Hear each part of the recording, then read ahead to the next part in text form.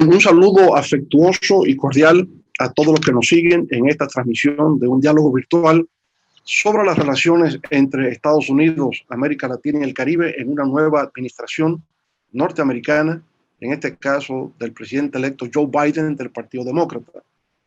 Para reflexionar sobre este tema, contamos hoy con la presencia de dos destacados académicos muy vinculados al mundo diplomático.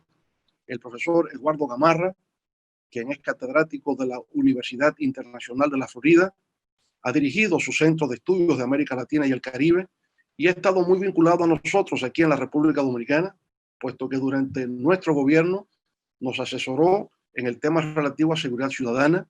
Igualmente ha tenido una presencia en Haití, en Colombia, en Bolivia y en otros países de América Latina como académico, como estudioso y también como consultor. Y además contamos con la presencia de Guy Mentel de Global Americans, que es un centro de pensamiento ubicado en Washington y que se dedica fundamentalmente al estudio, investigación y propuesta de políticas públicas acerca precisamente de las relaciones entre Estados Unidos, América Latina y el Caribe. Guy Mentel es un egresado de Georgetown en las áreas de relaciones internacionales y políticas de América Latina y durante años ha trabajado en el Senado de los Estados Unidos, así como también ha participado en distintas campañas electorales. Gracias por su presencia aquí, gracias por aceptar nuestra invitación para en conjunto reflexionar sobre los nuevos desafíos que se presentan a una nueva administración de Estados Unidos con respecto a sus relaciones con América Latina y el Caribe. Y quisiéramos empezar este diálogo precisamente conversando primero con el profesor Eduardo Gamarra y preguntarle si en realidad podemos hablar de continuidad o cambio de un gobierno republicano de Donald Trump a uno de Joe Biden en lo que tiene que ver con las relaciones frente a América Latina y el Caribe. Adelante, profesor. Bueno, presidente Fernández, le reitero mi agradecimiento por esta invitación y qué placer compartir con Guy este foro, ¿no? Un foro que creo que va a iluminar algunos temas que están pues obviamente en el tapete en estos días en particular. Mire, presidente, yo creo que para entender la política exterior de los Estados Unidos, uno debe partir de algo que ha sido muy importante. Independientemente de si el presidente era republicano o demócrata, ha habido una continuidad notable a través de las décadas. Inclusive uno puede ver, por ejemplo, áreas durante la Guerra Fría, donde ambos gobiernos eran por supuesto, tenían un lineamiento muy determinado en torno a la lucha anticomunista, por ejemplo.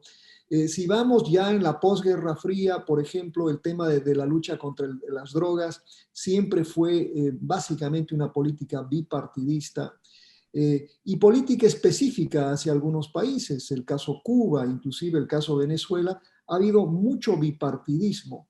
Sin embargo, en los últimos 4 años, la política exterior de Estados Unidos cambió de manera radical, no en el contenido per se, sino en la forma en la que se hace política exterior.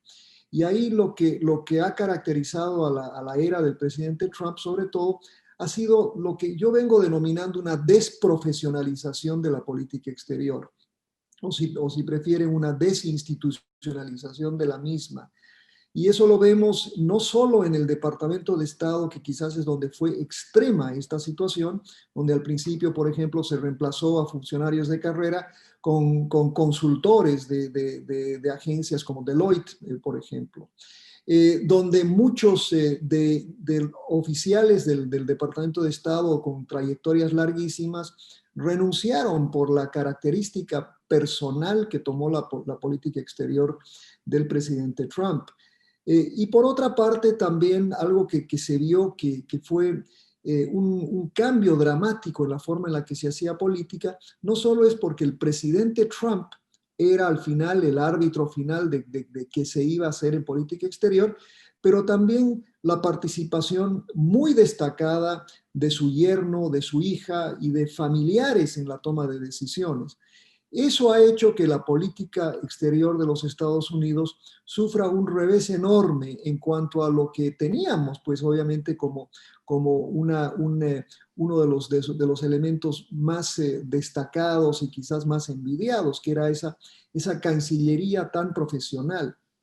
Hoy, por eso es que pienso que el presidente Biden tiene una tarea enorme de reconstruir esa institucionalidad, de apartarse de esos 4 años de personalización de la política y de alguna manera de retomar lineamientos tradicionales de cómo se articula la política exterior de los Estados Unidos. Muy bien, pero sabemos, ¿verdad, Guy, que en todo caso, aún profesionalizando aún más la política a nivel institucional, América Latina no ha sido y no será una prioridad en la política exterior de los Estados Unidos para el nuevo gobierno del presidente Biden. Se sabe quizás en una primera etapa que su enfoque será más doméstico. Tiene el problema de la pandemia del COVID-19, problemas económicos, problemas raciales, ¿verdad? Quisiéramos entonces en esa realidad donde lo doméstico será la prioridad del próximo presidente, ¿dónde encaja exactamente el interés por América Latina en el nuevo gobierno del presidente Biden? Pues primero, antes que todo, muchísimas gracias, presidente, por la oportunidad y la invitación. Un gusto estar con usted y con el profesor Gamarra hoy, unos días antes de la presidencia de Joe Biden y la vicepresidencia de Kamala Harris. Un saludo también al público que está con nosotros. Y antes de iniciar, quiero aclarar una cosa, que esas son mis predicciones basadas en los problemas que ha dejado la administración y el mandato de Trump más que todo. Yo creo que la primera tarea de Biden tiene que ser reparar el daño causado por la administración de Trump. Estoy aquí en Washington, donde hoy tenemos el ejército en las calles protegiendo el Capitolio de los Estados Unidos. Yo trabajé también unos años en el Senado de los Estados Unidos. Y hoy tenemos un Senado sumamente polarizado, y un país que también está muy dividido.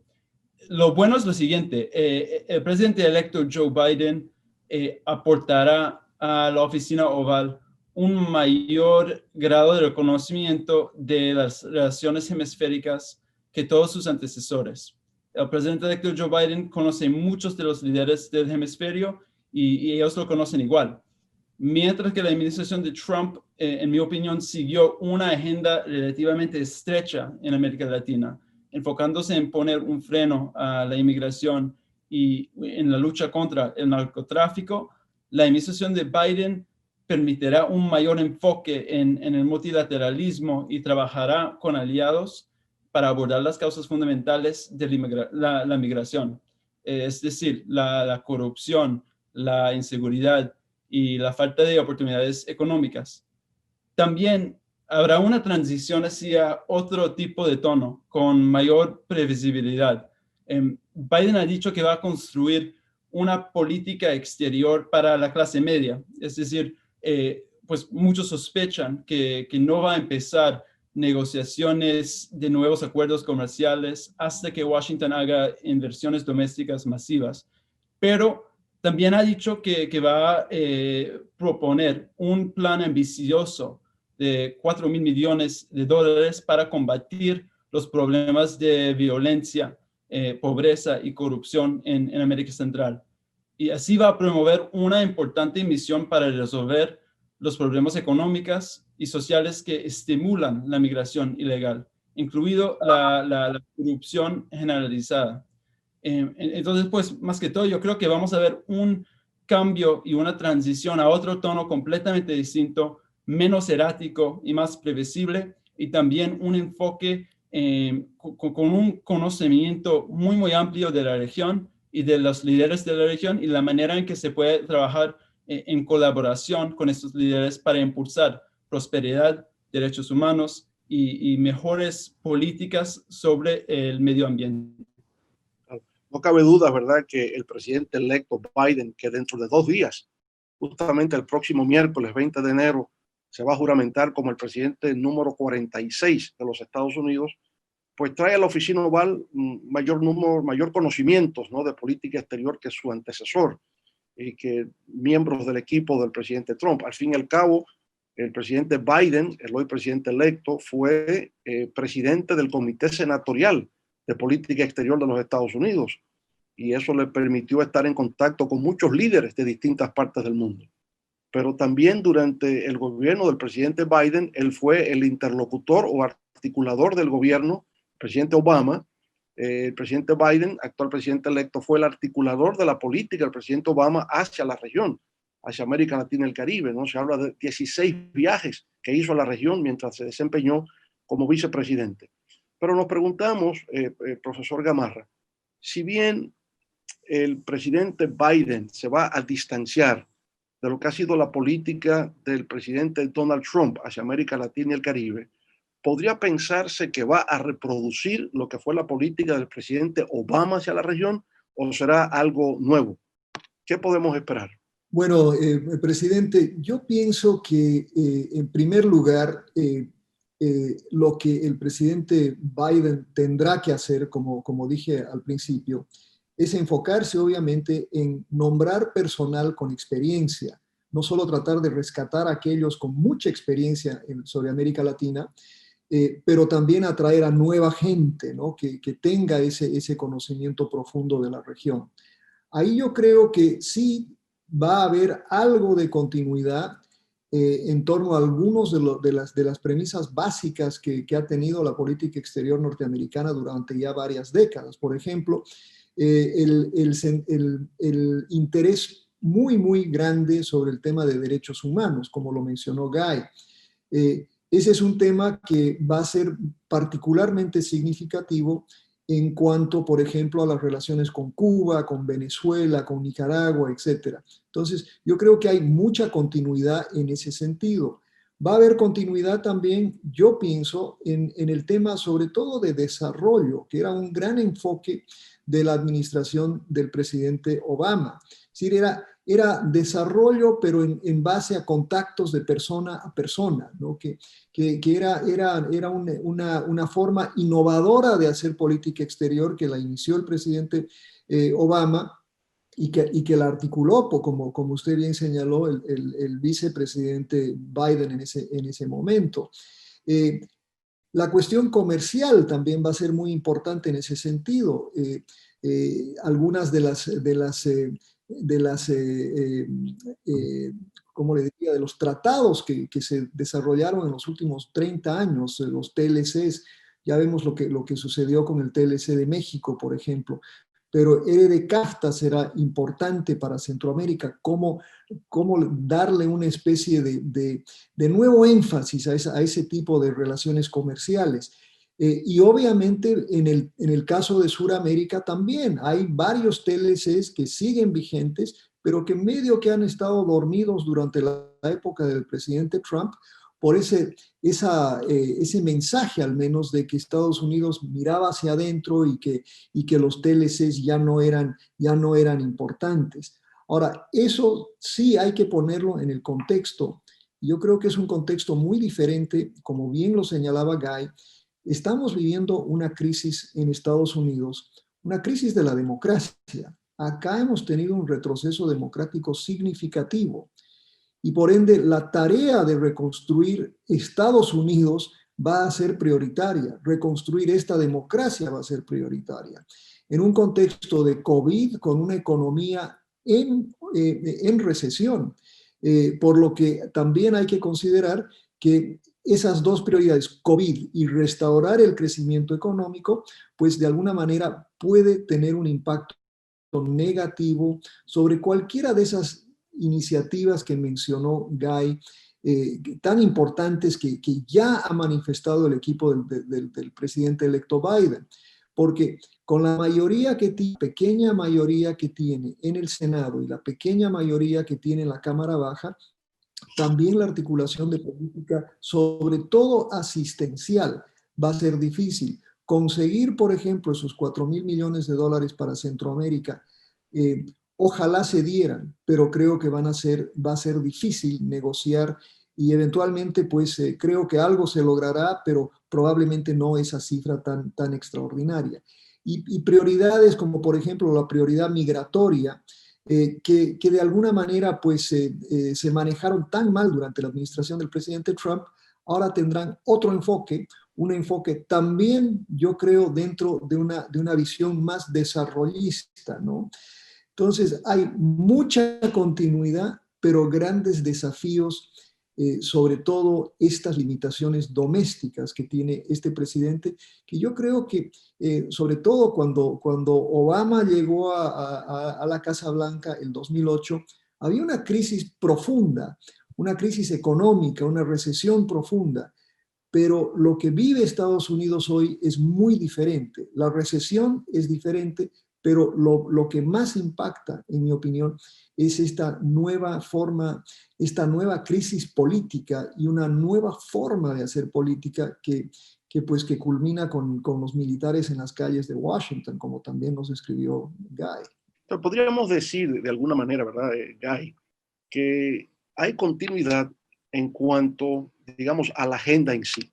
Son los mismos problemas, problemas de migración, temas comerciales, ¿verdad? Temas de derechos humanos, fortalecimiento de democracia. Es la misma agenda la que vamos a tener con el presidente Biden, que la que hubo con el presidente Trump, que la que hubo con el presidente Obama, la que hubo con Clinton. En fin, es la misma agenda que no es variable. Lo que podemos encontrar entonces es un cambio en el tono, un cambio en la forma, un cambio en el estilo, en lo que tiene que ver con lo que el presidente Gamarra, el profesor Gamarra llama, ¿verdad?, la institucionalización, la profesionalización del personal que hace la política exterior en los Estados Unidos. Bueno, entonces, en ese sentido, es un cambio de forma, es un cambio de estilo, usted lo ha dicho, pasamos de una política unilateralista a una de carácter multilateral, ¿verdad? Y eso tendrá otra proximidad con respecto a la relación entre Estados Unidos y América Latina. John Kerry, cuando era secretario de Estado, llegó a proclamar que la Guerra Fría había terminado en el Caribe, que había terminado en América Latina. Pero parece que se volvió a la Guerra Fría cuando retornó el presidente Trump. Exactamente cómo el Caribe puede visualizar su relación con Estados Unidos. ¿Terminó la Guerra Fría o se continúa con la Guerra Fría del presidente Trump en la región? Bueno, pues yo creo que hay muchas oportunidades ahora en el Caribe y con la administración de Biden, más que todo en temas de cambio climático. Yo creo que la administración de Biden va a ver el Caribe como una oportunidad de colaborar en estos temas y en esta política. Yo creo que, pues, inmediatamente después del 20 de enero va a regresar a los acuerdos de París y invertir a través del Banco Mundial y el BID en infraestructura para promover política que estimularán una transición hacia energía limpia y renovable en el Caribe. Yo creo que pues también hay una prioridad en la administración de Biden mediante, yo creo, iniciativas tales como la iniciativa de inversión climática y exportación de energía limpia, cuyo enfoque inicial será proporcionar financiamiento a los pequeños estados del Pacífico y del Caribe. Yo creo que en Cuba vamos a ver unos cambios en la política de Biden. Biden ha dicho que inmediatamente revertirá las políticas del presidente Trump que han causado daño al pueblo cubano y la verdad que no han hecho nada para promover la democracia y los derechos humanos. No está claro si llegará tan lejos como lo hizo el presidente Obama, pero al menos no usará las sanciones como una arma de la misma manera que hizo Trump, quien estaba profundamente en deuda con los intereses de los cubanoamericanos y los venezolanoamericanos en el sur de Florida. Yo espero pues algún alivio en las restricciones de viajes y el envío de remesas, pero no estoy tan seguro de que llegará tan lejos como la apertura que tuvo Obama con Cuba. También podemos hablar sobre la política con Venezuela. Yo creo que también ahí hay una diferencia en la administración de Biden, porque el presidente Biden ya dijo durante la campaña que le dará TPS a los venezolanos que se encuentran en los Estados Unidos. Ya dijo que tomará medidas serias para abordar la crisis humanitaria que ahora vive Venezuela y que ayudará a recuperar cada centavo robado al pueblo venezolano del régimen de Nicolás Maduro. En la misma manera, yo creo que usará sanciones, pero de una manera comprensiva y inteligente y como parte de una estrategia internacional más amplia para restaurar la democracia y para propulsar la meta de llegar a tener elecciones libres y justas para restaurar la democracia y para poder dar a los venezolanos la oportunidad de elegir sus propios líderes. Entonces, yo creo que en cuanto a Cuba y Venezuela en particular, vamos a ver muchos cambios. Yo creo que también la administración de Biden va a ver muchas oportunidades en el Caribe y en el Centroamérica en cuanto al cambio climático, en cuanto a otras cumbres regionales que van a impulsar políticas que van a abordar los temas de cambio climático. Entonces, yo creo que vamos a ver una política exterior muy distinta en lo de Biden que era lo de Trump. Piensa, Guy, por ejemplo, que en el caso específico de Venezuela, la nueva administración del presidente Biden considerará a Juan Guaidó como el presidente legítimo de Venezuela. Eso, pues, no sé qué han dicho hoy día, pero yo sé que Biden tiene los ojos claros y abiertos de la brutalidad que es el régimen de Nicolás Maduro. Yo creo que Biden tiene una clara visión sobre esa brutalidad y probablemente conservará unos elementos del enfoque de Trump. Pero yo creo que Biden también va a apoyar a los vecinos de Venezuela, es decir, Colombia, es decir, Ecuador, Brasil, Perú, que han recibido tantos refugiados durante esa época y va a invertir en esta crisis humanitaria que ahora vive Venezuela y no solo usar sanciones en una manera que ha exacerbado la crisis económica y humanitaria. Entonces, yo creo que Biden, pues como usted ya ha dicho, que antes tuvo una carrera muy larga en el Senado como presidente del Comité de Relaciones Exteriores. Él conoce Venezuela muy bien y su equipo también. Entonces va a trabajar de una manera con aliados en Europa, con aliados en Colombia y todo el hemisferio para ver cómo podemos llegar a unas elecciones libres y justas en una manera que alivia la situación humanitaria que ahora vive Venezuela. Muy bien, y volviendo de nuevo a los temas comerciales, en este caso,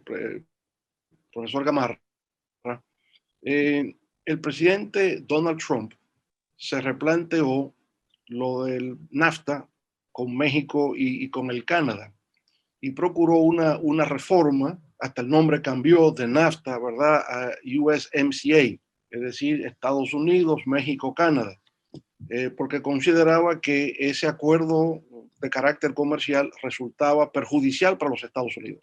Bueno, hemos estado pendientes de cuál habría sido una negociación con el DERECAFTA, pero en el caso del DERECAFTA, y lo digo ahora desde la perspectiva, por ejemplo, de República Dominicana, una renegociación implicaría tomar en cuenta intereses del sector agrícola. Y cito un caso específico, productores de arroz.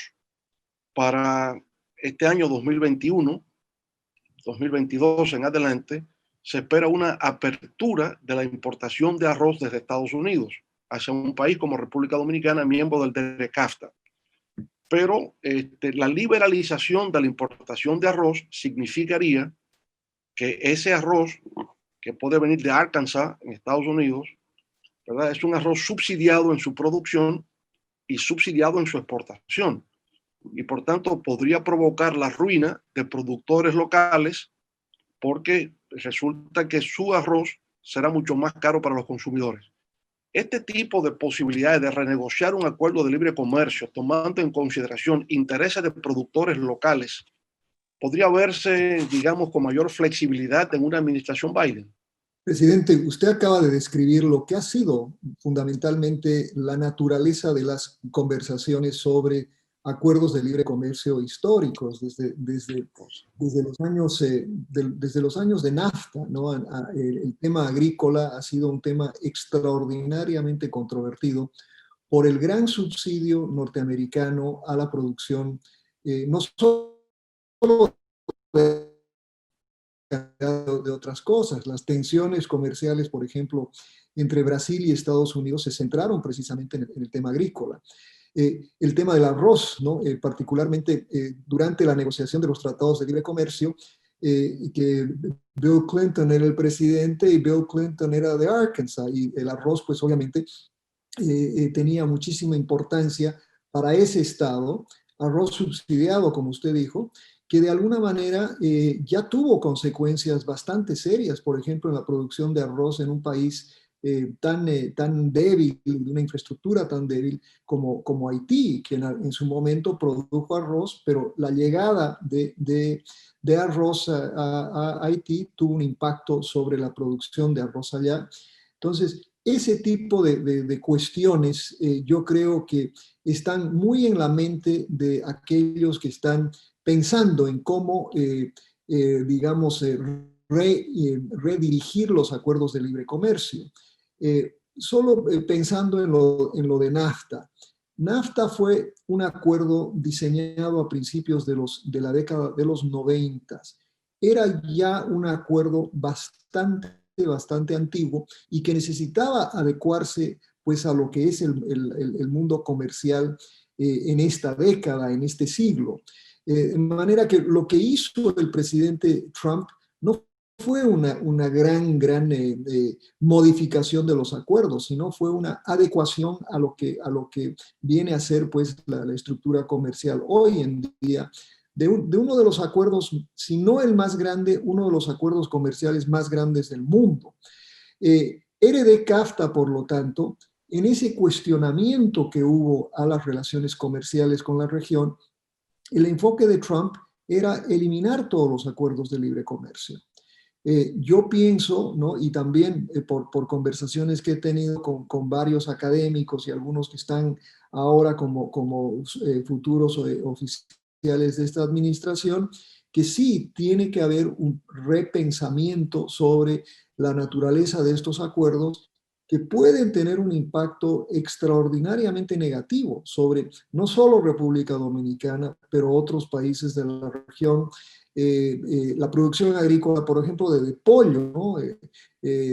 La producción de pollo en Estados Unidos es algo que también tiene un impacto enorme sobre la producción de pollos, por ejemplo, en países como Colombia, donde sí también existe un acuerdo de libre comercio que, a pesar de que no es de la duración de NAFTA, también tiene algunas cuestiones que deben ser reexaminadas y repensadas, no solo en el contexto de dónde estamos en los comerciales el 2021, pero también en el contexto de lo que ha venido sucediendo, que es el impacto COVID sobre las economías de nuestra región, hacen que se dé pues una gran prioridad a cómo restaurar el aparato productivo en toda la región. Pero y podría considerarse tal vez ahí, profesor Gamarra, ¿verdad? La idea de que el tema migratorio no solamente se verá como frenar el flujo de personas que van desde América Central o el Caribe hacia Estados Unidos, sino como hemos conversado aquí hoy, que también hay un enfoque de carácter doméstico, reducción de pobreza, expansión de clase media, cómo colaborar con el crecimiento económico de nuestros países y por consiguiente en ese contexto donde se miran factores domésticos de los países de América Latina en el fenómeno de la migración, un tema como la renegociación de estos acuerdos comerciales que sean favorables a los productores locales podrían encontrar, digamos, un espacio mayor que el que se tuvo en la pasada administración, que tal como usted apunta, en lugar de tener acuerdos comerciales con diversos países, procuraba más bien una relación de carácter bilateral con cada país específicamente. Pues quizás ahí, ¿verdad?, se encuentra una posibilidad de realmente encontrar eco en esta petición que hacen productores locales con respecto a un tema tan sensible como el arroz, que arruinó a los productores en Haití y que amenaza a los productores de República Dominicana. Sí, presidente, yo creo que si uno hace un análisis de la propuesta del presidente Biden y su equipo respecto a Centroamérica, ve un poco de lo que usted está manifestando. Ve, por ejemplo, que el tema de la migración es fundamentalmente un tema vinculado al desarrollo, la falta de oportunidades, la falta de empleo, la inseguridad que es producto también de esos dos factores.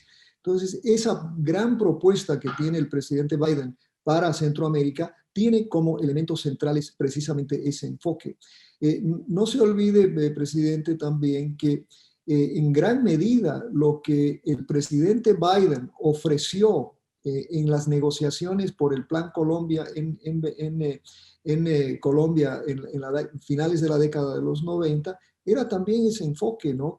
Es decir, uno tiene que pensar inclusive en el tema de la inseguridad como un tema fundamentalmente de desarrollo y de falta de oportunidades. Entonces, creo que en esta conceptualización que he escuchado de mucha gente, incluyendo de Guy Mentel, ¿no? Me parece muy importante esta era porque da una oportunidad para repensar lo que se ha venido haciendo y que, digamos, que tenía muchas posibilidades, pero que durante los últimos 4 años ha sufrido reveses enormes, no solo por el mal manejo de la política exterior por parte del presidente Trump, pero por la situación que vivimos todos en la región hoy, producto del COVID. Claro. Pienso que también en la agenda de la política exterior del presidente electo Biden para América Latina, obviamente que ocupará un lugar central el caso de México, ¿verdad? Con México este el tema del muro. La pregunta es, ¿continuará el presidente Biden la ampliación de la construcción del muro o es un tema que se va a abandonar? Segundo, en las relaciones con México, el tema migratorio con México, de las inversiones, de los intercambios en sentido general. Obviamente sabemos que se trata de relaciones complejas. El presidente López Obrador pudo desarrollar buenas relaciones con el presidente Trump, pero el presidente López Obrador no reaccionó inmediatamente con respecto al triunfo electoral del presidente Biden, dijo que estaría a la espera. ¿Hasta qué punto ese retraso en el reconocimiento del triunfo legítimo democrático del presidente Biden pudiera generar algunas dificultades en los vínculos entre México y los Estados Unidos en el gobierno del presidente Biden? Muchas gracias por la pregunta, presidente. Pues primero, quizás no hay un país que nos afecta más aquí en los Estados Unidos que México. Y debido a eso, los Estados Unidos tienen que trabajar con México en una manera constructiva. Lo interesante es que durante la presidencia de Donald Trump, no solo era interesante la manera en que actuaba con México y también con Brasil. Es el tema que Andrés Manuel López Obrador le gustó el énfasis de Trump en temas de soberanía nacional y la falta de atención de los Estados Unidos en temas del medio ambiente y en temas de derechos humanos le dio más espacio a AMLO para hacer lo que quería en cuanto a temas del medio ambiente, la centralización de poder y otros temas. En cuanto al muro y en cuanto a la política de migración, el presidente electo Biden ya ha dicho que mandará al Congreso una propuesta para reformar las leyes migratorias inmediatamente después de asumir el poder el 20 de enero. Ha dicho desde la campaña electoral que eso consistirá en una revisión de las órdenes ejecutivas emitidas por el presidente Trump en áreas como refugiados, como DACA y visas de trabajo. Y yo creo que tal plan allanaría al camino para que millones de indocumentados que ahora residen en los Estados Unidos puedan lograr convertirse en ciudadanos, tras obviamente un proceso legal de años en que el primero tiene que alcanzar el estatus de residente legales permanentes.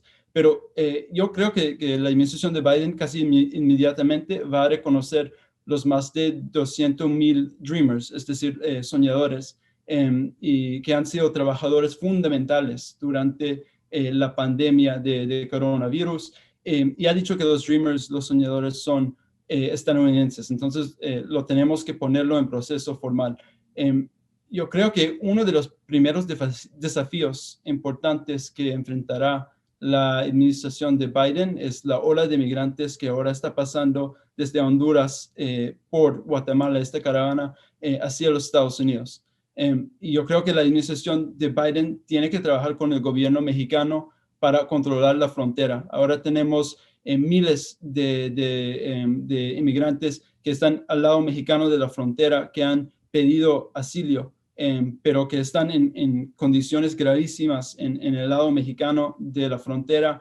Yo creo que la administración de Biden le darán más pues prioridad a estos inmigrantes que están al lado mexicano y por eso los que van ahorita por Guatemala tiene que saber que la prioridad será los que están al lado mexicano ahora. Yo creo que también la administración de Biden desmantelará el MPP, este programa que ha dejado muchos refugiados al lado mexicano en condiciones gravísimas. Pero yo creo que la administración de Biden tiene que trabajar de una manera constructiva con AMLO, con Andrés Manuel López Obrador, y tratar de arreglar la situación humanitaria al lado mexicano y también al lado estadounidense de la frontera. Y yo trabajé unos años en el Senado y yo puedo decir que siempre es un tema súper complicado hacer una reforma de las leyes migratorias, pues quizás porque hay senadores que representan todas partes de los Estados Unidos, ¿no? Entonces, hay senadores que representan estados que están ahí a la frontera y otros en Nueva York y Massachusetts que no. Entonces, hay distintos obstáculos y oportunidades, pero yo creo que la administración de Biden va a impulsar un esfuerzo muy, muy grande para reformar las leyes migratorias y trabajar con AMLO a pesar de lo que ha pasado con la falta de reconocimiento de la elección. ¿Y no piensa que tal vez en esta caravana reciente que ha habido de ciudadanos saliendo de Honduras, ¿no? Queriendo cruzar por Guatemala, México para llegar a los Estados Unidos, no puede interpretarse eso como que perciben una debilidad de parte del futuro gobierno del presidente Biden, de que va a ser, digamos, más flexible, como que habrá mayores posibilidades de que estas personas puedan ir a Estados Unidos que la dureza que mantuvo Donald Trump con respecto al problema. Es decir, esta caravana reciente, antes de la toma de posesión, no es como una señal de que vemos mayores posibilidades de ingresar a territorio norteamericano que en el gobierno anterior. Pues unas cosas. Primero, yo creo que pues la mayoría de esos inmigrantes están huyendo a Honduras después de un desastre natural. Entonces están huyendo de condiciones horribles en Honduras debido a los desastres naturales que vimos hace unos meses. Yo creo que también históricamente hemos visto estas olas de migración durante los ciclos de elecciones presidenciales en los Estados Unidos. Y no creo que sería una debilidad de la administración de Biden, pero creo que muchos piensan que van a tener leyes, pues, y Biden ya ha dicho que van a reformar las leyes migratorias, entonces creen que van a tener más oportunidad de llegar en una manera legal, de poder pedir asilo en una manera que no podían hacer antes. Entonces no creo que es una debilidad, sino que es una muestra de nuevas oportunidades, también una reacción a lo que está pasando ahorita en Honduras y Guatemala, y una esperanza de parte de los migrantes para llegar a un futuro mejor. Pero yo creo que la administración de Biden ya ha dicho, los asesores de Biden ya han dicho en entrevistas y todo, que los que van por Guatemala ahora tienen que saber que hay miles de personas ahora al lado mexicano de la frontera que van a tener prioridad debido a este programa de MPP. Entonces, ya han hecho en entrevistas que tienen que saber que no va a pasar inmediatamente este proceso y el proceso va a durar tiempo. Entonces yo creo que los que ahorita están al lado mexicano de la frontera van a tener prioridad, y los que van de Guatemala están huyendo problemas serios que la administración de Biden va a invertir en esos problemas para asegurar que no pasen en el futuro. Profesor Gamarra, moviéndonos a otro terreno, algo que, digamos, usted ha trabajado mucho en la región, que es el tema de seguridad, el tema del tráfico ilícito de drogas, ¿no?, en la región. En el caso específico de Colombia, durante la administración del presidente Trump, se llegó a un acuerdo con el presidente Iván Duque de Colombia, ¿no?, en el sentido de que se iba a implementar un plan de reducción de la producción de hoja de la coca, reducirlo tal vez en 2/3 partes. y que iba a haber un programa de sustitución de cultivos de hoja de la coca por otros cultivos que también serían rentables para los productores campesinos colombianos. ¿Cree usted que es viable esta política de plantearse reducción de la hoja de la coca como una manera de reducir la oferta de cocaína y por lo consiguiente ir debilitando y eliminando el tráfico ilícito de drogas desde América Latina hacia los Estados Unidos? Presidente Fernández, esa es una pregunta extraordinariamente compleja porque uno tiene que ver que históricamente, ¿no?, el enfoque, inclusive el enfoque sobre sustitución de cultivos, ha tenido un éxito muy parcial en toda la región. Es más, lo que hemos visto en los últimos 5 años es un repunte enorme de la producción de coca en Colombia. Hoy Colombia está produciendo más hoja de coca que en ningún momento de su historia. Está también produciendo más cocaína que en ningún momento de su historia. Lo mismo está sucediendo en los otros países de la región, productores de coca y también de cocaína, como son Bolivia y Perú. En el caso colombiano,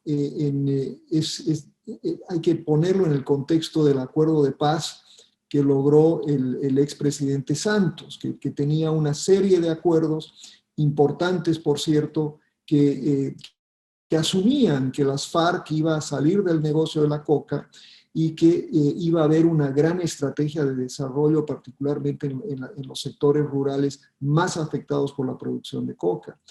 Lamentablemente, lo que ha sucedido en Colombia es no solo que se ha expandido la producción de coca, se ha expandido de tal manera, y la expansión también de la producción de cocaína de tal manera, en gran medida por el fracaso del plan de paz, ¿no? Y ahí pues hay un gran debate en Colombia, si es porque el presidente Duque dejó de perseguir los elementos del acuerdo o porque las FARC no respetó los acuerdos, etcétera. Yo creo que la verdad está al medio.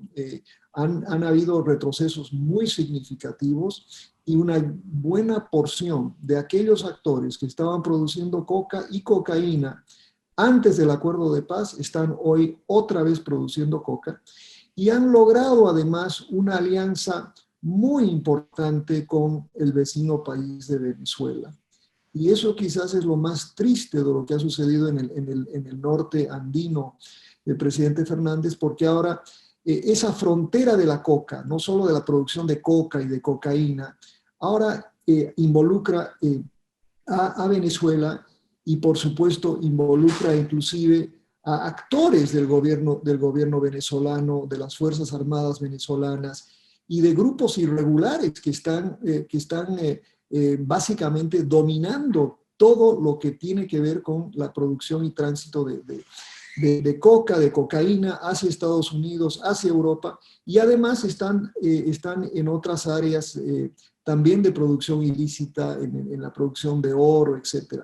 Entonces yo creo que lo lamentable es que este acuerdo, estos acuerdos, estas promesas, estos acuerdos bilaterales con Washington no han tenido mucho impacto y pienso que pues a la larga quizás este sea un desafío entre la enormidad de desafíos que tiene la administración Biden, es cómo repensar esta lucha contra el narcotráfico para que tenga algún impacto. Mire, la que ha bajado de manera significativa en los Estados Unidos, hoy ha vuelto a repuntar, ¿no? Y eso no solo que es un grave riesgo, sino que estamos en una ola de drogadicción vinculada a la heroína, que también viene en su mayoría de América Latina, ya no tanto de Colombia, pero sí casi más del 80% viene de México. Entonces, esta es una área donde creo que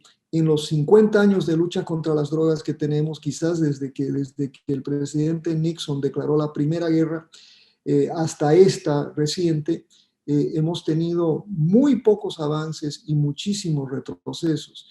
Y por eso pienso que de alguna manera esta administración tiene una tarea enorme porque como usted bien sabe, ese es un tema que nos afecta a todos. Usted recordará cuando trabajé en Dominicana, el reto que significaba para República Dominicana el bombardeo continuo de cocaína hacia República Dominicana y posteriormente, ¿no?, el reenvío hacia Estados Unidos. Entonces, es una amenaza regional que debe tener un enfoque regional multilateral y que debemos olvidarnos en gran medida de que esto se puede controlar simplemente por enfoques bilaterales. Ahora, ciertamente si el plan de reducción de producción de hoja de la coca no ha fracasado, debido a que no ha tenido éxito tampoco el plan de paz de Colombia, y hoy día tenemos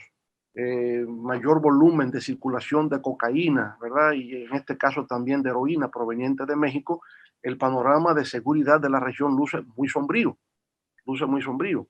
En el caso específico de Colombia, si el fracaso en el objetivo de reducir la producción de la hoja de la coca se ha debido a los inconvenientes de la aplicación de los acuerdos de paz, uno de esos inconvenientes obviamente tiene que ver con el hecho del rechazo que tiene un sector de la sociedad colombiana a la integración de los miembros de las FARC a la sociedad colombiana, incluso como actores políticos. Sabemos que Guy ha dado seguimiento a los temas de justicia transicional. Y quisiéramos ver, Guy, si la administración Biden, ¿verdad?, estimula e impulsa de alguna forma la realización de esta justicia transicional, si se puede de alguna manera fortalecer los acuerdos de paz de Colombia firmados en La Habana y de esa forma entonces retomar el plan de reducción de producción de hoja de la coca y reducir las amenazas de seguridad que tiene la región. Guy. Pues primero, más que todo, yo creo que la administración de Biden llevará una agenda más amplia en conversaciones con socios claves como México y Colombia.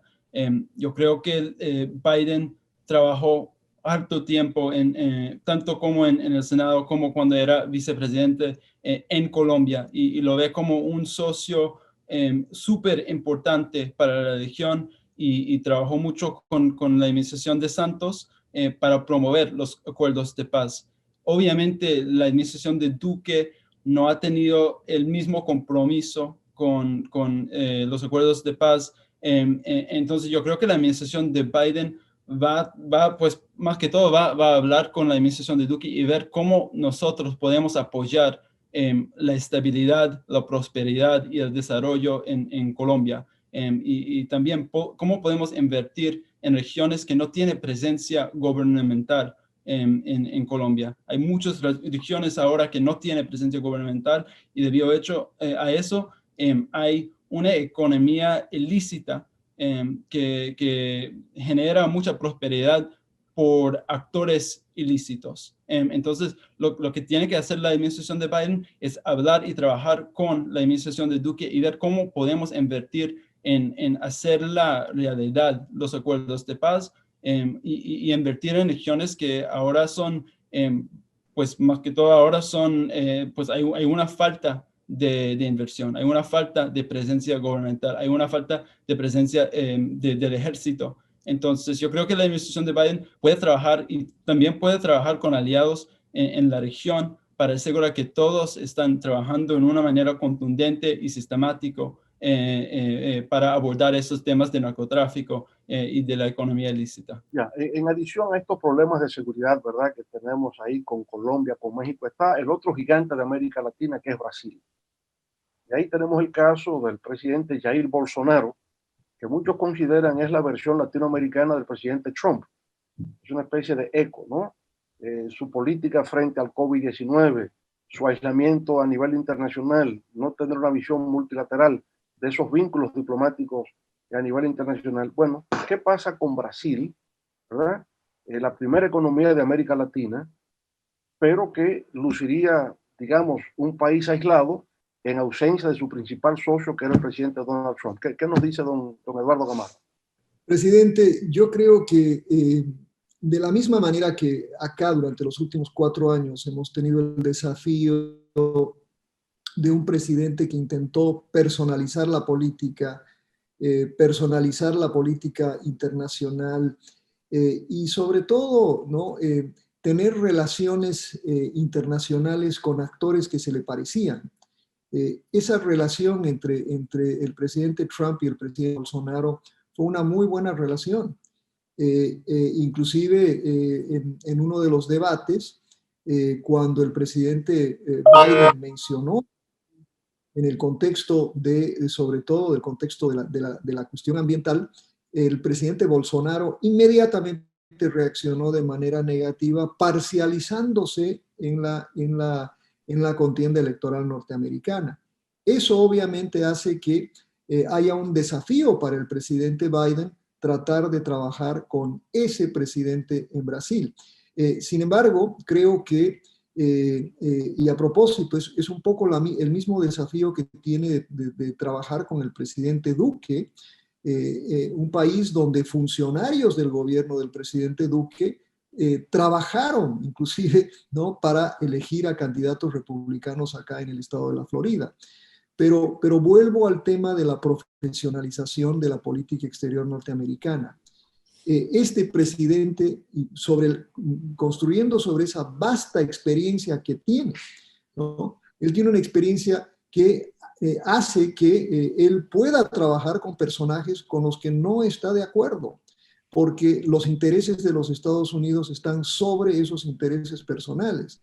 Entonces yo pienso que él entiende y sus asesores entienden. Hay personas con enorme experiencia sobre Brasil que están muy cercanos al presidente Biden en temas latinoamericanos, entienden la importancia de Brasil y entienden sobre todo la necesidad que tiene Estados Unidos de restablecer relaciones muy fuertes con ese país. Por lo tanto, yo creo que más allá de estos roces personales que ha tenido el presidente Bolsonaro con Biden y algunos demócratas, etcétera, yo creo que va a haber un cambio notorio, ¿no? Un retorno inclusive a lo que fue una extraordinaria relación del presidente Obama con Brasil.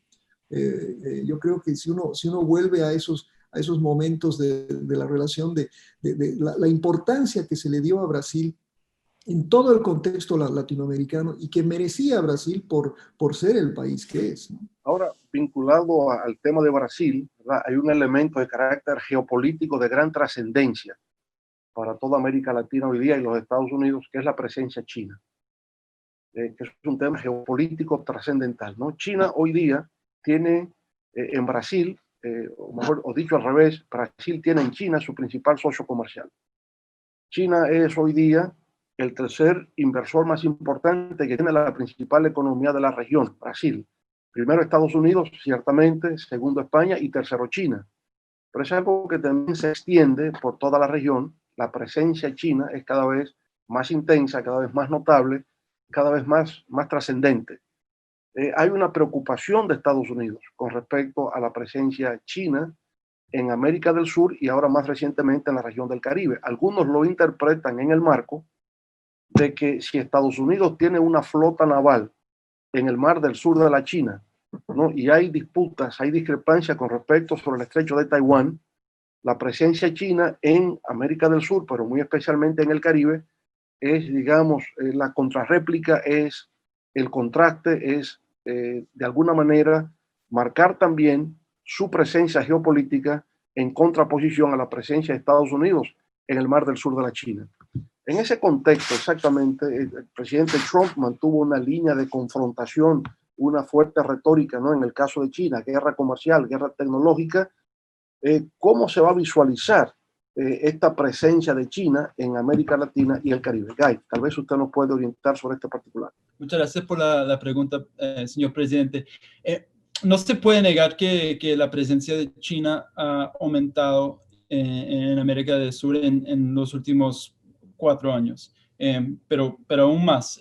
Yo creo que contrarrestar la presencia de China en la región probablemente será una prioridad de Biden, centrándose no solo en realizar campañas de relaciones públicas para disuadir a los países latinoamericanos de comprometerse con China, sino también deberá fomentar la inversión para brindar oportunidades de inversión estadounidense a estos países. Yo creo que va a reformar los estándares del FMI y de bancos de desarrollo para proveer a países del hemisferio con alternativas para el desarrollo y el financiamiento, más allá que la iniciativa de la Franja y la Ruta, es decir, el Belt and Road de China, que ahora se cuenta de un lento progreso. También yo creo que en cuanto al comercio va a unirse con aliados europeos para revigorar el sistema internacional de comercio y para asegurar que China no puede eludir sus obligaciones al OMC. Entonces yo creo que la administración de Biden va a tomar una estrategia comprensiva para contrarrestar la presencia de China en la región. Y va a hacerlo no solo con estrategias de retórica pública, sino que con inversiones a través del Banco Mundial, a través del BID, para desarrollar infraestructura y promover la inversión estadounidense mediante la participación del sector privado, tanto como el sector público. Y yo creo que vamos a ver con la administración de Biden una presencia más grande de los Estados Unidos en América Latina y un enfoque más grande en América Latina. Y siguiendo esa línea de razonamiento de Guy, el profesor Gamarra, ¿verdad? Con respecto a la COVID-19, el presidente Biden ya, digamos, ha logrado establecer que su gobierno de entrada dispone de 1.9 trillones de dólares para inyectar a la economía norteamericana. Esto en adición a los 3 trillones previos que se habían logrado con el presidente Trump y otros paquetes y 900.000 millones adicionales. Es decir, Estados Unidos ha reaccionado frente al impacto que en la economía ha tenido la COVID-19 aplicando políticas anticíclicas, ¿no? Aplicando políticas de expansión del gasto, como también lo está haciendo Europa, ¿no? La Unión Europea ha autorizado 1.9 trillones de euros para los 27 países integrantes de la Unión Europea. Es decir, se ha respondido al impacto económico del COVID mediante un incremento del gasto público. Ahora, el problema de América Latina es que, a sabiendas de que eso es lo que hay que hacer para combatir la actual situación, tiene sin embargo una situación fiscal frágil y por lo tanto se apela al endeudamiento externo como forma de solucionar en el corto plazo el impacto que la COVID está teniendo en la situación económica de cada uno de los países. Los años 70 fueron los años de la deuda en América Latina, ¿no? Y los años 80 fue los años de la crisis de la deuda. En aquella ocasión, el tema de la crisis de la deuda latinoamericana se resolvió con el llamado Plan Baker, ¿no? La emisión de los bonos del Tesoro, los bonos Brady.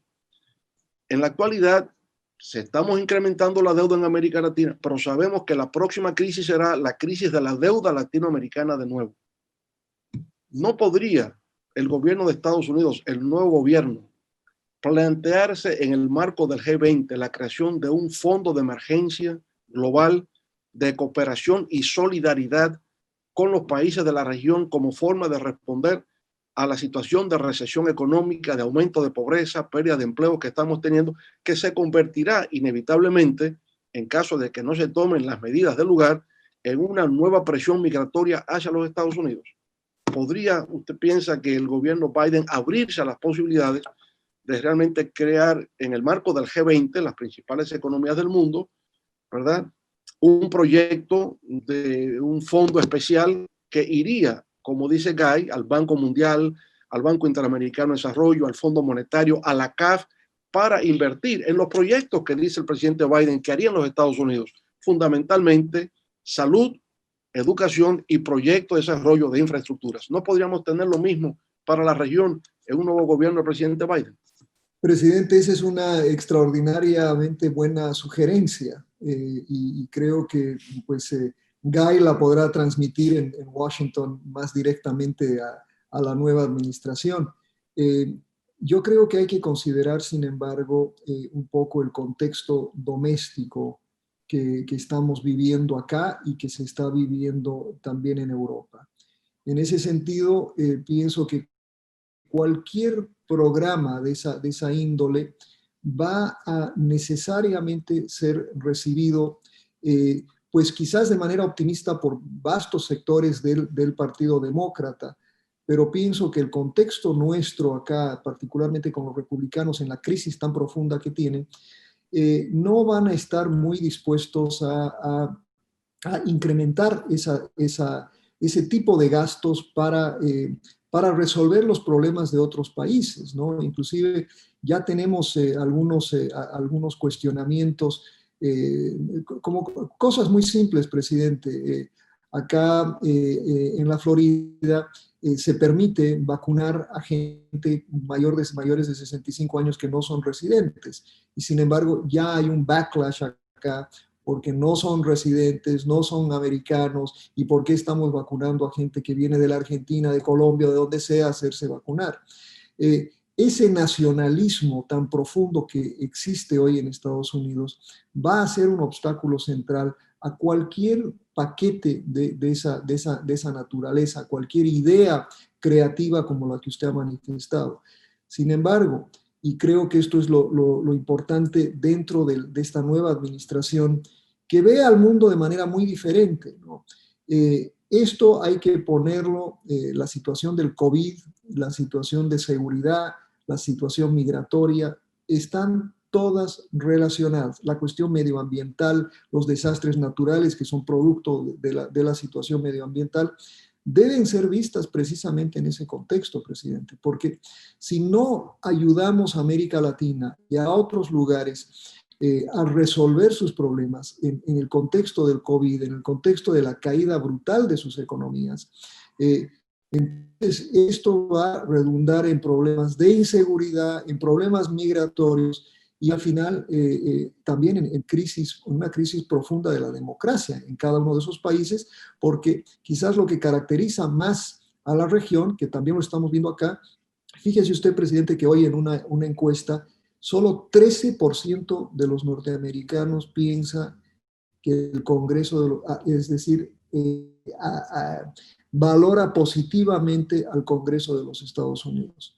Esa es una cifra que yo jamás he visto en América Latina y que francamente creo que es donde corre el riesgo, pero como todas estas cuestiones están completamente interrelacionadas, si no hacemos algo a nivel global, como usted está planteando, esto sí puede tener repercusiones mayores. Bueno, pues yo creo que hemos tenido un magnífico diálogo. Nos habría gustado disponer de más tiempo, ¿no?, para profundizar en otros temas, pero creo que la reflexión que hemos hecho recoge temas neurálgicos de lo que puede ser esa agenda de la administración Biden para América Latina y el Caribe, y quizás pienso que en la 8ª Cumbre de las Américas, que tendrá lugar este año 2021, precisamente en los Estados Unidos, sea el momento adecuado para recoger el conjunto de ideas y presentarlo como un plan coherente de la relación Estados Unidos, América Latina y Caribe durante la administración Biden. Quiero agradecerle a usted, profesor Gamarra, a Guy, por su gentileza, su cordialidad en aceptar nuestra invitación para participar en este diálogo virtual que contribuya a esclarecer, ¿verdad?, algunas de las ideas que se tienen acerca de lo que podría ser un gobierno demócrata del presidente Biden para América Latina y el Caribe. Muchas gracias y espero que nos reencontremos en otros diálogos virtuales sobre Estados Unidos, América Latina y el Caribe. Muchas gracias y buenas noches.